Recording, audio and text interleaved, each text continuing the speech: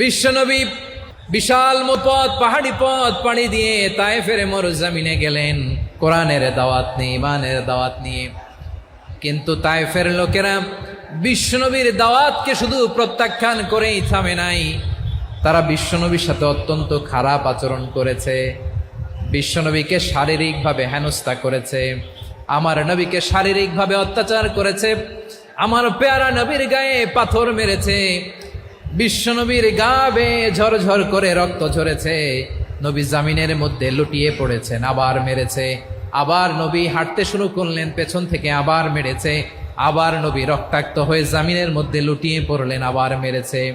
বিশ্বনবীর মতো এত সুশ্রী মানব, বিশ্বনবীর মতো এত শুভ্র মানব, বিশ্বনবীর মতো এমন চমৎকার দেহাবয়ব দিয়ে রব্বুল আলামিন কাউকে বানান নাই।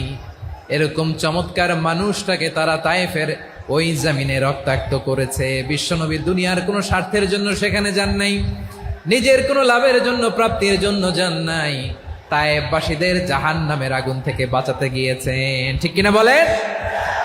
খেয়ে না খেয়ে দিন প্রচারের কাজে নিজেকে দিয়েছ বিলিয়ে, তায়েফের কাফিরেরা চিনল না সে আলো, দুষ্ট ছেলেদের পিছু দিল লেলিয়ে, পাথরের আঘাতে ক্ষত বিক্ষত হয়ে সারা শরীর থেকে রক্ত ঝরে। হে রাসূল তোমাকে ভুলি আমি কেমন করে, হে রাসূল তোমাকে ভুলি আমি কেমন করে। পারেন না আপনারা?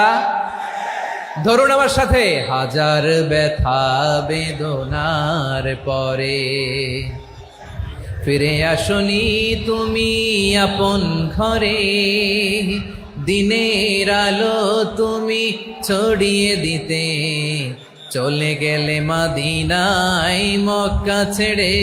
হে রাসূল তোমাকে ভুলি আমি কেমন করে, হে রাসূল তোমাকে ভুলি আমি কেমন করে।